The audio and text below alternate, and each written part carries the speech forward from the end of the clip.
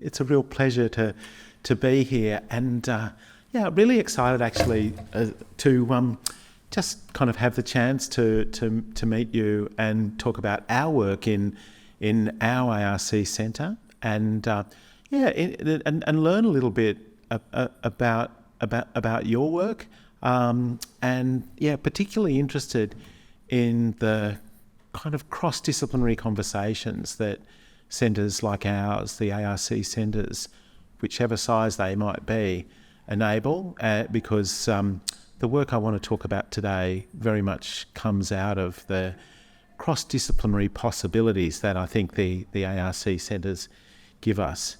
So as Shazia said, I wanted to talk about this idea of society in the loop today, which gets a little bit to the critical problems that in our centre we're seeking to address. It's not that we don't think that human oversight, the human in the loop, is not important. We're very interested in that, and we want to do a lot of work on that, and happy to discuss that. But this is kind of taking it up to a kind of macro scale. So let me start by also acknowledging the land, the traditional owners of the lands on which we're meeting today, and on which we do a lot of our work, the Wurundjeri people of the Kulin Nations, and acknowledging their elders past and present and future.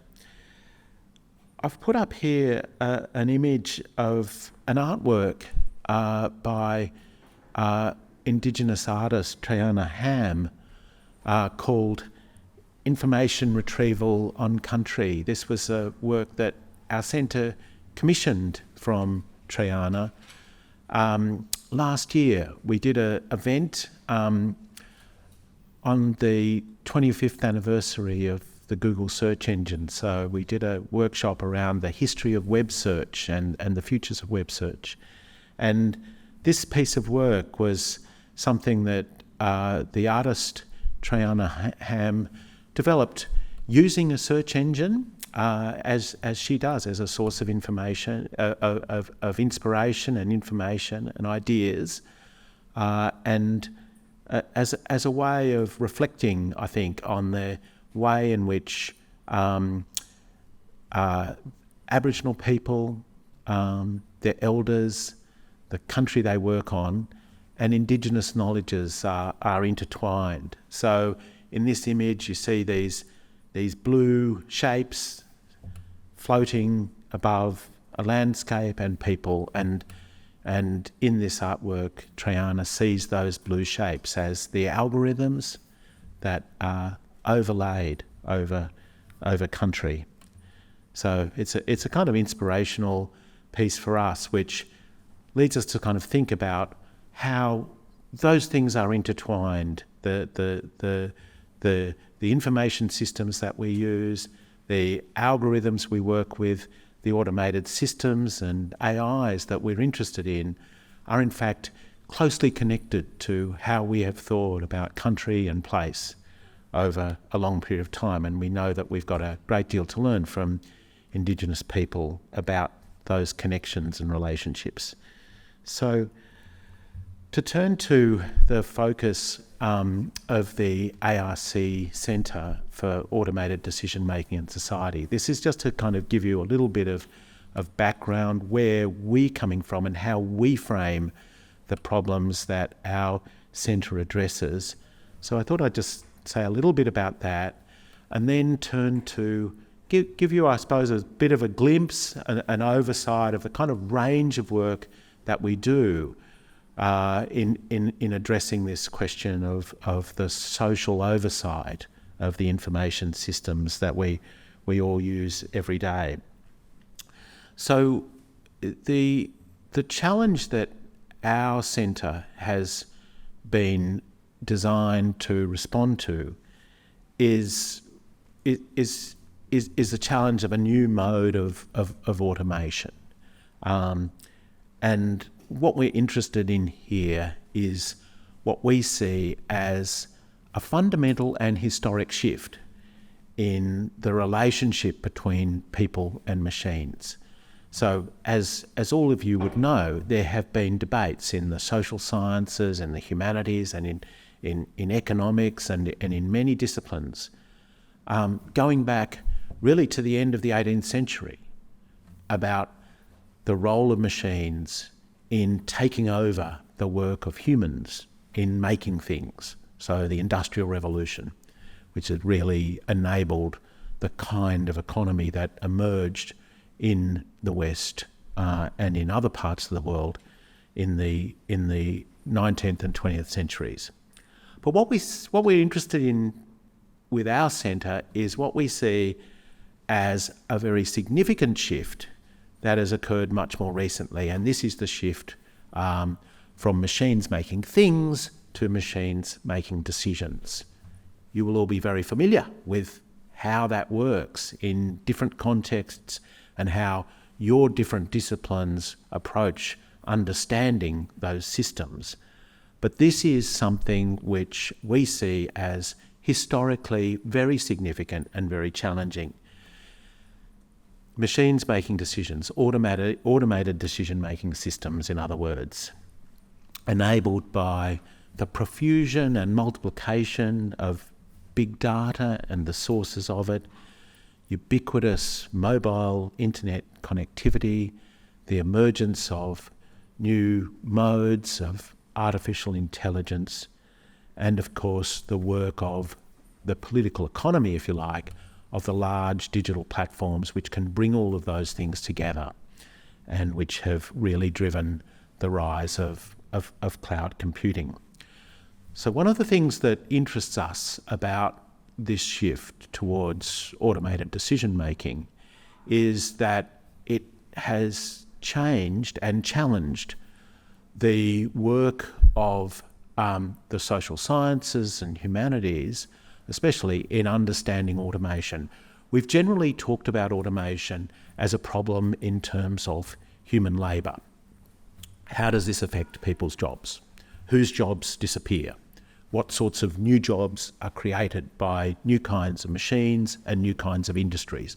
I think you're probably all familiar with that sort of argument, and of course it's going on right now around the effects of AI, around the effects of digital platforms, transforming all kinds of industries and changing the nature of work. So all of that is still continuing, but there's something else that's going on as well, which is that when machines start to make decisions, this is not only a substitution of work, where they're starting to take on some of the work that humans have done in the past, they're also taking on what we would call institutional functions. So they're starting to do the work of institutions in terms of making decisions, as I say, setting rules about how decisions are made. So you can see this occurring in all kinds of contexts, and of course it raises all sorts of critical issues of human oversight and control. This is exactly why we have these discussions about what human oversight involves. It's whether or not the human in the loop is a feasible or reasonable response to these sorts of issues. But we can sort of see just on this slide here, I've sort of shown you the kind of just examples of the sort of diversity of automated decision making across every aspect of our daily lives and economic and work and social activity. So in terms of navigation around our cities, transport and mobility, in terms of our engagement with culture, with recommender systems in streaming music platforms, our engagement with government.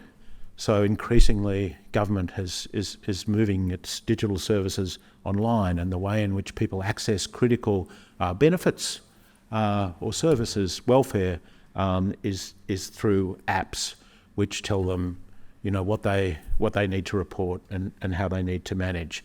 If we think of areas, vital areas of human welfare like health, increasingly people turn to search engines, as we know, to access crucial information. So automated decision making really is everywhere. And one of the critical things that is going on here is that when we design these automated decision making systems, their degree of alignment or otherwise with institutional rules, so for example policies or government or laws or regulations or government settings, is a critical factor. If you think about the robo-debt issue, like a really good example, a very simple one because it's very simple technology, but what happened there was when the automated system was put into place, it actually enacted a different set of rules from those which were embodied in the regulatory frameworks around the people's eligibility for a welfare payment and their reporting requirements accordingly. So the automated, the averaging system which Robodebt instigated was following a different set of rules from those that were embodied in the regulation, and therefore, as we know, it was found to be infringing the law, actually unlawful. So that's, it's a classic example of how when we automate decisions, we may find that we're getting this misalignment with institutional structures and rules. So that's the kind of critical problem which our centre is designed to address. How do we manage the challenge of this new wave of automation in a way which mitigates those kinds of risks and enables us to maximise the value of automation and AI? The ADMS, there is the plus sign in there, which is the society bit. There it is. It is, as Shazia said, it's an ARC Centre of Excellence. That means it's a national research centre. We're funded for 7 years, a little bit longer than you guys. We've just got a little bit more time to work out what we're doing and to make sure we're doing it successfully. And you can see there on that slide what the centre's mission is, and you'll notice at once that it's a pretty complex and multifaceted and ambitious set of objectives. So if you think about that, the first element there is what we have to do in terms of connecting academic research with industry, government and the community. I know your centre also does this kind of work a lot. Partnerships and connections are a critical part of our work as well. The reason for that in our case is a strong conviction that addressing the sorts of problems that I've just been talking about, those problems that arise from second wave automation, as we call it, are not going to be solved by any one of those elements. People need to work together to make a difference. What we're aiming for are responsible, ethical and inclusive automated decision-making systems. So what does that mean? To just unpack that pretty quickly.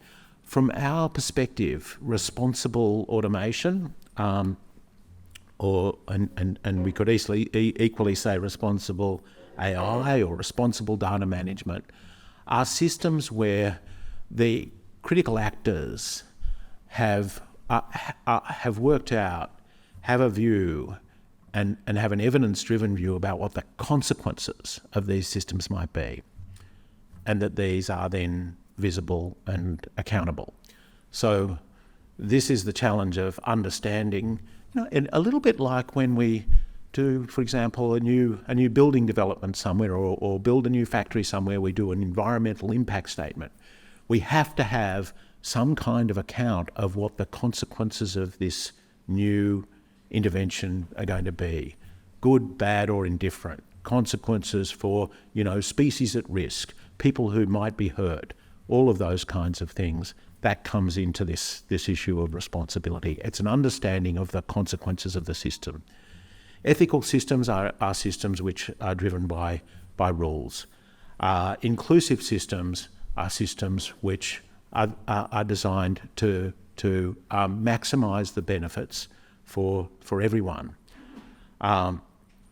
So they're framed around this sort of problem of how do we make sure that these systems are really work for all of us, especially, and here, we have to be most concerned about, those communities that are most vulnerable, most at risk, so most dependent, for instance, on those government services we were talking about before, or other factors. So that's the overall objective of our centre, and we, taking all of that, we are then aiming to develop an integrated understanding of the distribution and consequences of automated decision making across Australia. We aim to enhance public understanding, to inform public debate, and, as you guys are doing as well, train the next generation of researchers and practitioners who are going to be working in this area. And they're not just going to be, of course, in universities. They're going to be in all kinds of organisations. I suppose you'll have noticed that I've been talking about automated decision making, not data management systems, not AI, not any particular kind of technology. And that's because we see automated decision-making systems as necessarily social and technical systems. So we are not concerned with a particular kind of technology. We're interested in what the technology is doing. We see automated systems as really the result of 4 interacting agents, if you like: people, data, institutions, and machines. So if you think about that, just that very simple example of robo-debt as an automated decision-making system in this sense, the people who are engaged with it, from the designers and instigators and developers of the system, right through to those people who were using it and who were affected by it, all have a significant impact on how this whole system works. So we don't see these systems as purely technical. We see them as involving people from the very beginning. They wouldn't happen if it weren't for the decisions people have made about how they should be designed and what they should do. And they wouldn't work the way they did unless people were using them in particular ways. The data that shapes the way robo-debt worked, obviously critically important as well. What's it asking for from its users? How does it manage that? The institutions are critically important. This is the whole political and governmental context in which a system, like we're talking about robo-debt, that's a system where robo-debt emerged. So it doesn't emerge in a vacuum. It comes out of a specific policy and institutional context. And you can say the same thing about systems that have emerged in the private sector. We're not just talking about governments here. The private sector automated decision-making systems that we're interested in. If you jump back, for example, the recommender system that's used by Spotify, the navigation system that's used to recommend route finding in Google Maps, both are shaped by institutional rules and policies from within those organisations, and perhaps also increasingly by regulatory structures outside as well, as these sorts of systems become more and more subject to government regulation. So do you get that idea that we're not just talking about technologies, we're talking about systems which are embedded in social circumstances as well? People, data, institutions, and the machines are, of course, the algorithms, the collections of them that drive these at a technical level. So the search engines, the recommender systems. In the case of robo-debt, just the very simple averaging and data matching. That's really the machine structure. So the entire system is really the result of the interactions between all of those agents, and that is a dynamic, so it can change. Institutional rules can be reasserted, they can change as governments decide to change the way our systems are regulated. The way people use technologies can change. The kind of data can change. So the outcomes are not predetermined, but they are the result of the dynamic interactions between those four elements.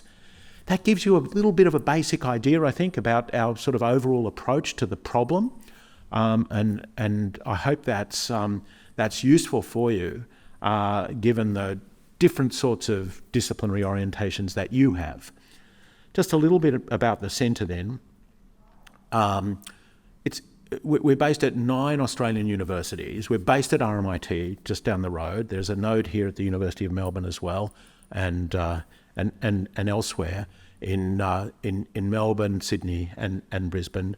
There are 280 researchers associated with the centre altogether, and a network of 21 industry partners and international research organisations that are connected. So a lot more about the centre actually at our website. I won't spend a lot of time on this, but it gives you a little bit of an idea of this is one of those diagrams that we do for research centres that look probably totally opaque or completely inscrutable when you look at them at first. But this is the plan of our research program, and you can sort of see, I hope, how we try to organise things. So starting on the left of that slide there, the range of disciplines that we bring together. Those different research programs structured around those different elements in the automated system that I talked about: data, machines, institution, people, a range of different domains that we're interested in. So you can see those verticals. So it's a matrix which are intended to bring those disciplines together with our partner organisations in those particular industry domains, and in a way which brings those disciplines together. So we've been focusing on news and media, transport and mobilities, health and social services. It doesn't mean we don't do work in any other areas, but they're the ones where we have probably the most industry partners and where we see real opportunities and capability across the centre's work. We've chosen those areas. We could have chosen others, and there's of course a lot more that's interesting in this space, but those ones have certain things in common. They're all areas where automation, as you know, is very well advanced, intensively used. They cross the divides between public and private sector and not non-government organisations. They're all areas where we would say automation is going on with high risks defined in one way or another, and different kinds of risks that need to be mitigated and addressed. So, for example, in the news and media space, you're all familiar with the idea that the way in which our algorithmic systems have been built into, say, for example, social media, have changed political discourse in ways which may create some kinds of hazards or jeopardy for our democratic system.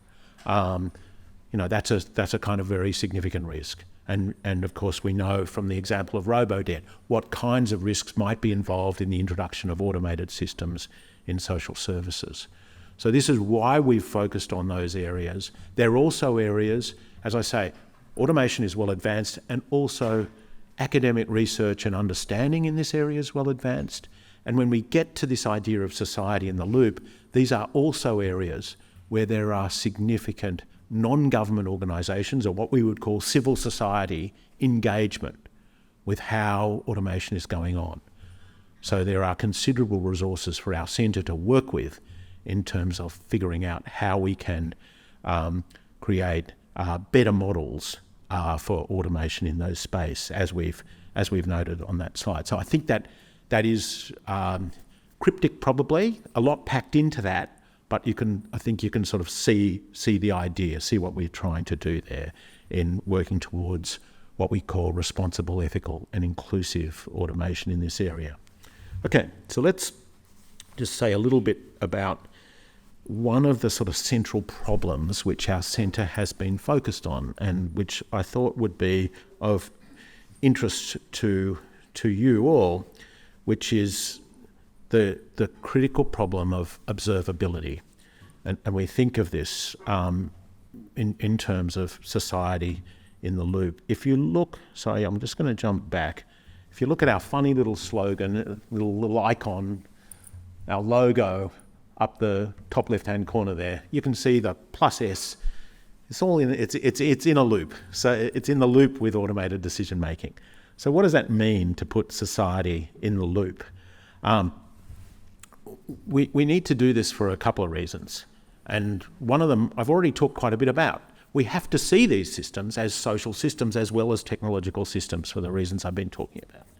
So we've got to, in order to better understand them, we have to understand how they work in society, not just what their impact on society is, but how they're shaped by our social arrangements in our world. So there's that analytic objective. How do we understand these systems better? That goes to all their questions of design and use and social distribution, all of those kinds of things. I'll talk a bit more about that. But the second one is a normative objective around society in the loop, which is really around how do we improve outcomes from these systems? How do we make them work better for society as a whole? And the idea here is that in order to do that, we really need to bring a broader range of actors into the design, development, evaluation, and indeed regulation of these systems. So they're not just managed by technology companies, and they're not just regulated to the degree they are by laws and governments. So if you go back to this, you can see there, we've got partners up there. Many of those are neither government nor industry. They're from the not-for-profit sector. They're public interest organisations, whether consumer advocacy bodies like Choice, for example, which you all I think will have heard of, to, for example, the Red Cross, which has a humanitarian mission nationally and internationally. So this is so bringing society into the picture, putting society in the loop, is about bringing those kinds of organisations into the design and development, and also, as we're saying, the evaluation of systems as well. That gives rise to a whole set of critical questions. How do we guarantee that the automated systems of the future are going to be socially inclusive? How are they going to work for everybody? To what degree can we, as nations or communities, exercise a degree of agency and oversight over the kinds of automated systems, new digital services we're dealing with? And it comes even right down to, that classic set of problems around explainability. Like, what are we asking automated systems to tell us? What can we ask of them? So that's the idea of society in the loop. We cannot really have accountable systems, that meeting those requirements of responsible, ethical and inclusive. We can't have those unless society is in the loop, and we can't, and society cannot be in the loop unless the way in which those systems are working is observable at an independent level. Okay, so just a couple of examples of where these sorts of issues arise around social distribution of digital capabilities, the understanding the dynamics of the platform economy. So and some of our ideas about the kind of research infrastructure that we need in Australia in order to do this work further along. And this gives you a little bit of a glimpse of the kind of work that we do across the centre, you know, or the kind of range of activities. So Shazia mentioned, you know, my long-standing interest in digital inclusion. I wanted to tell you a little bit about some work that we've been doing for a little while on working with Aboriginal communities in very remote parts of Australia on their access to digital services, but also the question of how they use digital services and what kinds of control they might have over them, and how we might address the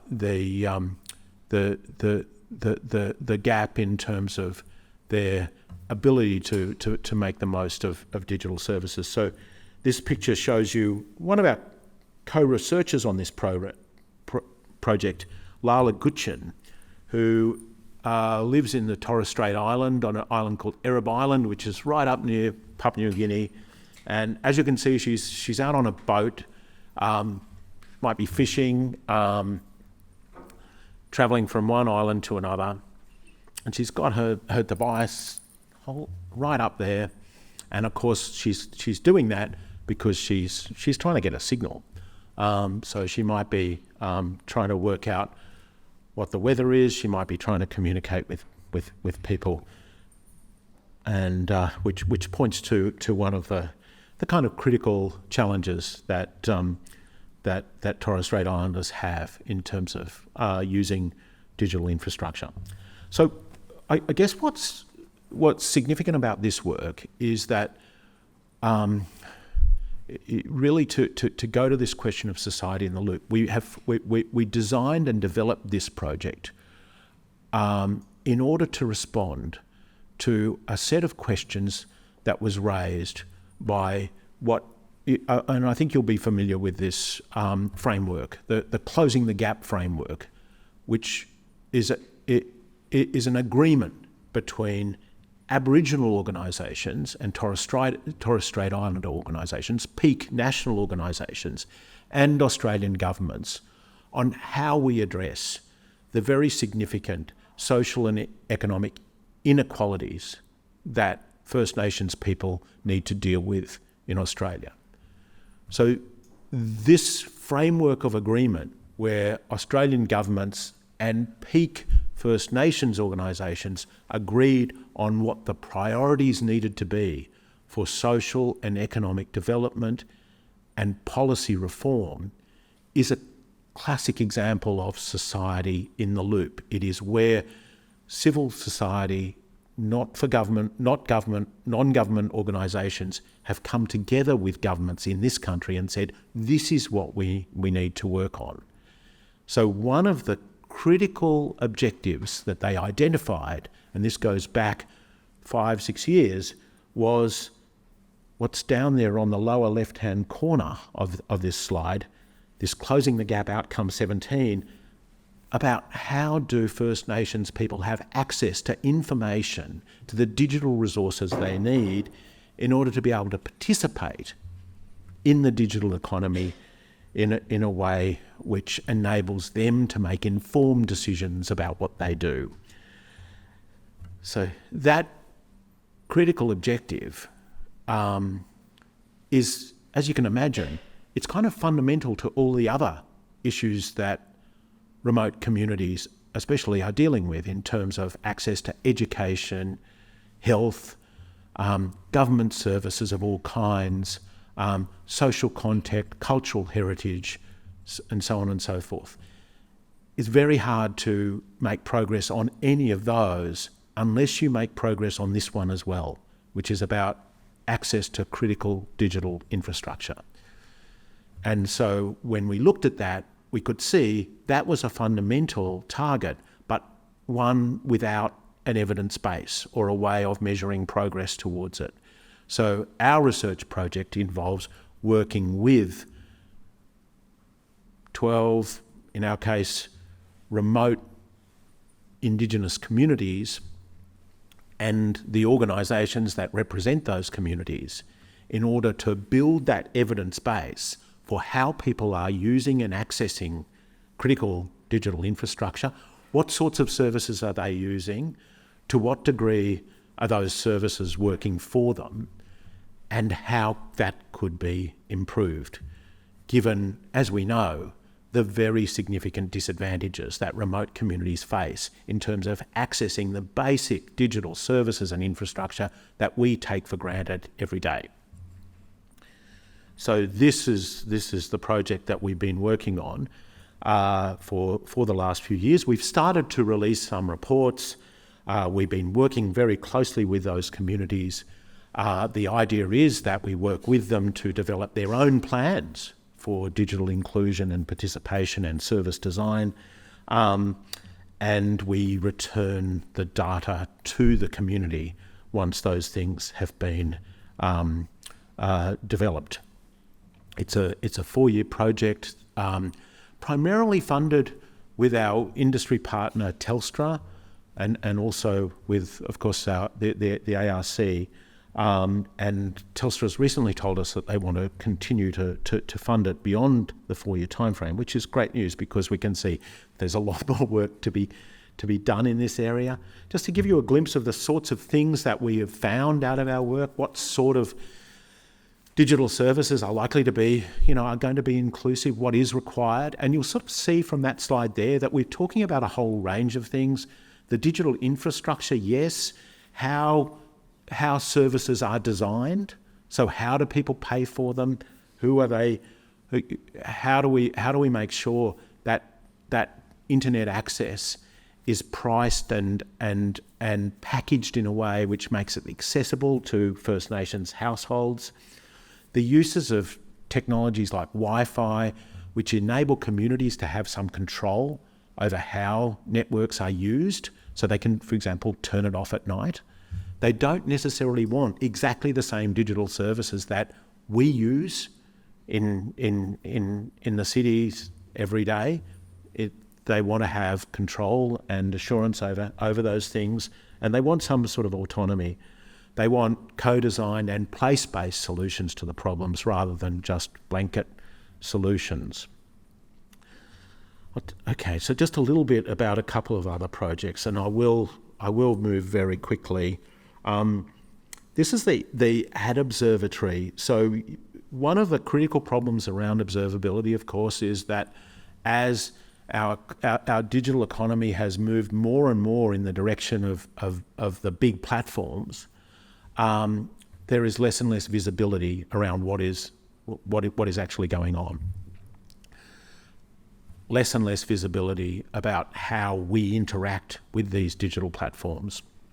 As you probably know, advertising alcohol on television in Australia is not legal. It's not, you're not supposed to do it anymore. But if we go to our social media platforms, we will find ads for alcohol everywhere.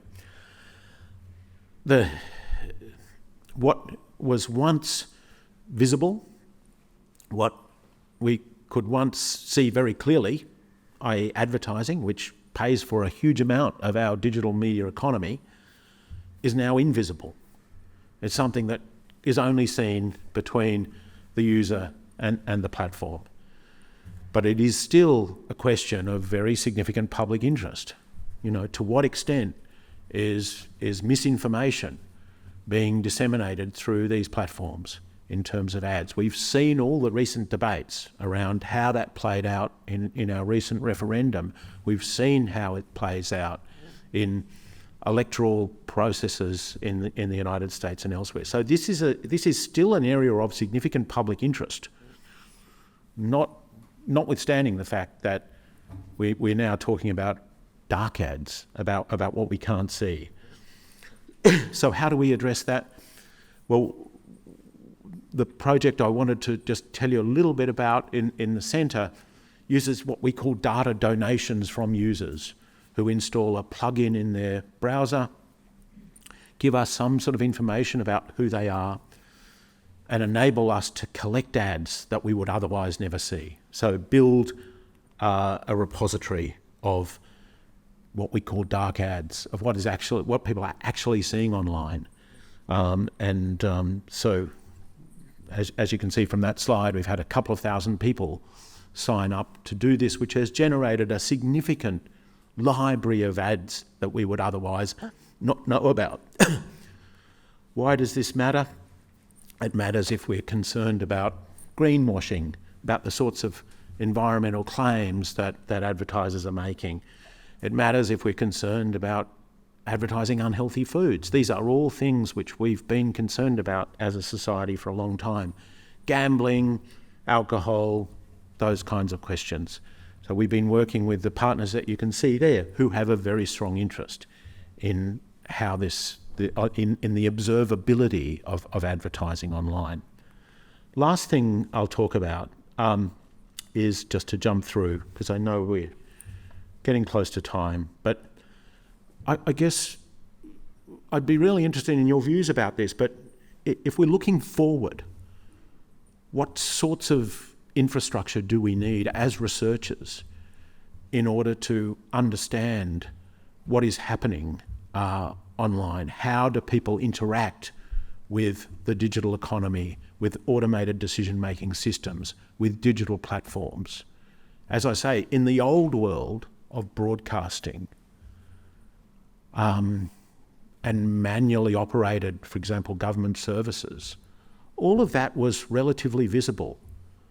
But this problem of observability becomes far more complex in the environment that we're entering. So our idea, I guess, is that we need new kinds of research infrastructure to support this sort of work, to enable us as researchers to understand what is going on between people and automated systems, and also to enable society, to enable non-government organisations, civil society, to also independently understand and evaluate what is happening.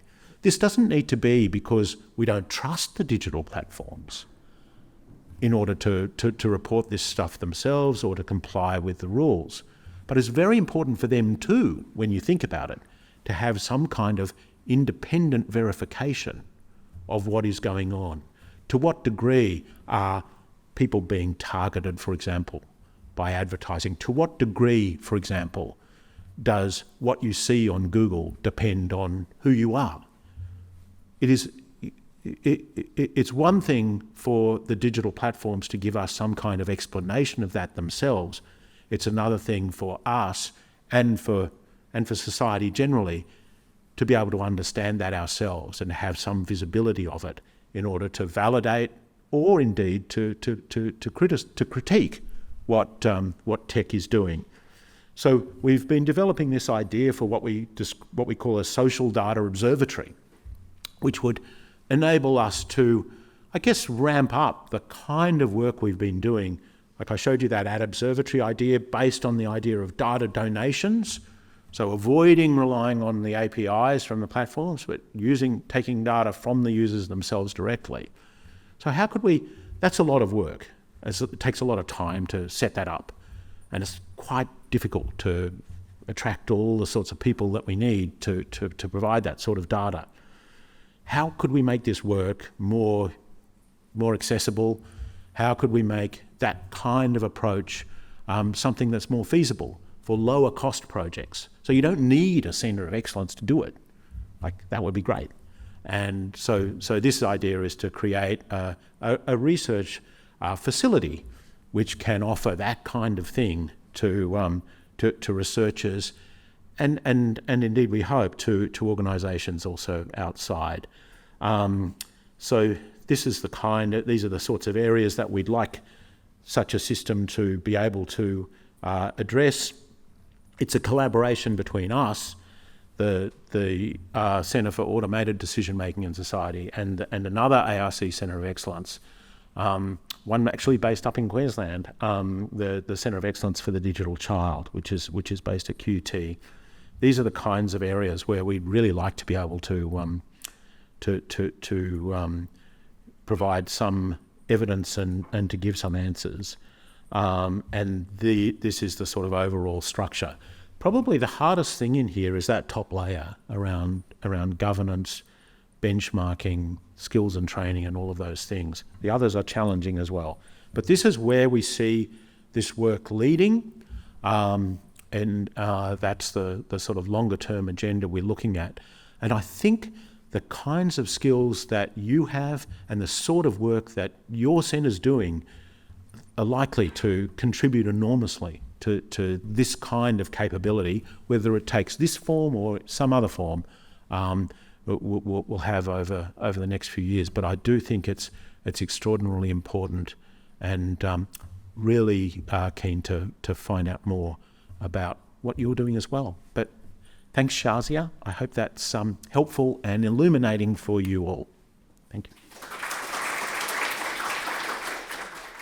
Your point, I think, in the very beginning is that as this automated decision making is going to get embedded into human decision making, but ultimately it's going to become institutionalized, and it will be seeped into institutional decision making, and then it's going to create harm or benefits at a massive scale. So then my question is, a lot of how technology is being developed today is with the motto of fail fast, fail often, right? It's like basically you can't come up with a good solution unless you make a couple of bad mistakes in the process. So how can we get to a good technology solution for society when the cost of making errors can actually harm individuals as well? Do you believe that ultimately the cost in the short term is actually going to be justifiable in the long term? I think we've got to minimize those short-term costs, and I don't think we actually have a choice about it. Like, I think this is what governments are now looking at doing globally. I mean, just today there's news of a new executive order in the United States, which imposes a whole set of new guardrails on the development of AI there. There is, I think, a kind of unstoppable agenda around regulating this space, which will mean that what tech companies do will change. And it probably has to change. It gets to that issue of responsibility that I talked about early on. I don't think it's going to be easy for tech companies to do things without a clear and demonstrable understanding of the social consequences of those innovations. That will have very significant effects on the innovation system that you're talking about, which, fail fast, fail often. Also, I mean, if we think about some of the automated systems that we encounter that have been around the longest, that we're most familiar with, like search engines, for example. I said we had a workshop on the 25th anniversary of Google Search, which happened a month ago. Search engines are really interesting as innovation systems. The key players in that industry, as we know, there's just a handful, really. There are really only two major commercial search engines now. There is a huge Department of Justice antitrust case in the United States going on into Google right now. But one of the things we know about search engines is that they have long been developed in an environment of intensive innovation and experimentation. So, the large platforms, Google and Microsoft, will have multiple versions of their search engines running at any one time and are constantly doing different kinds of testing and evaluation on what those on what those different, they can be very small changes, but they're always looking for very small changes which make a small difference, which add up to incremental improvement.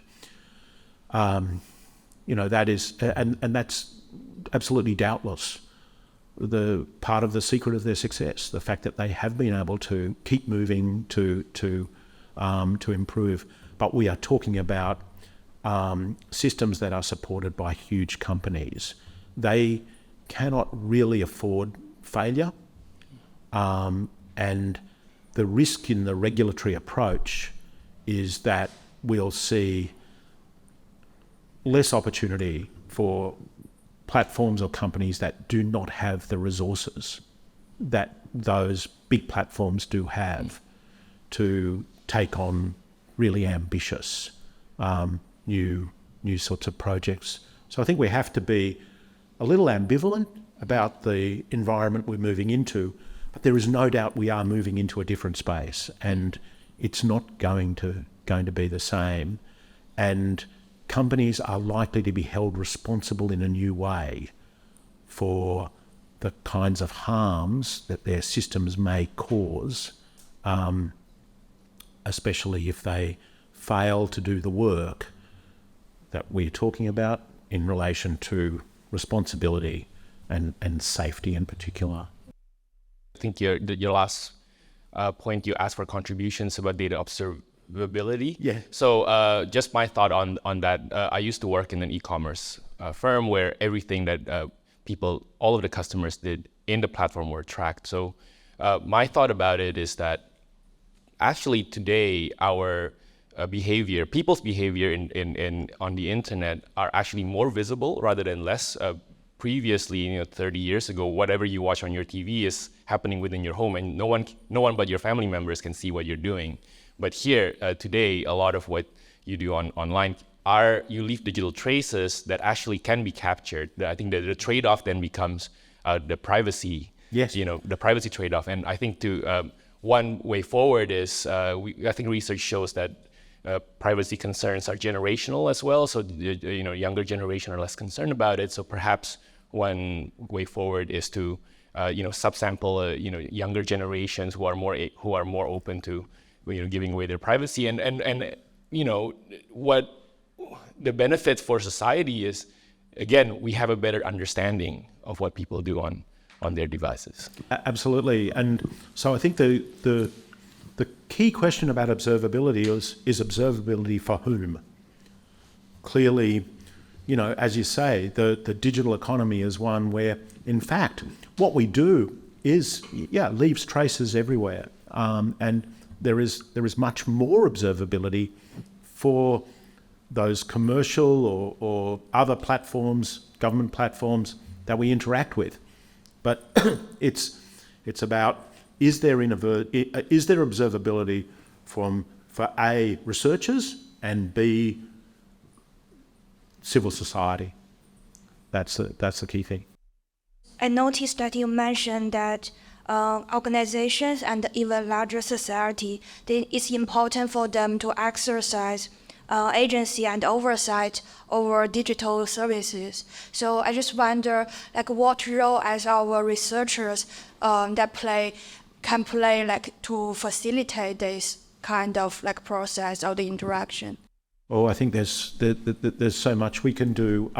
We're at a point where civil society organisations are now recognising the need for data capability in new ways. You and us, my colleagues, are very well placed to work with organisations in order to build those capabilities. So, for example, I mentioned the Red Cross, one of our partner organisations. They work in that humanitarian sector, responding to emergency situations, providing critical aid in wartime or in the case of natural disasters. They are dealing with more and more data. It is more and more sensitive. They can do a great deal with it. It's enormously useful. But how do they get to the point, and they are moving in this direction.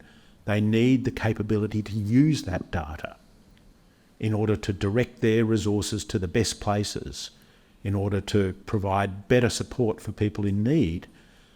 But they need our help in order to design and build those pipelines.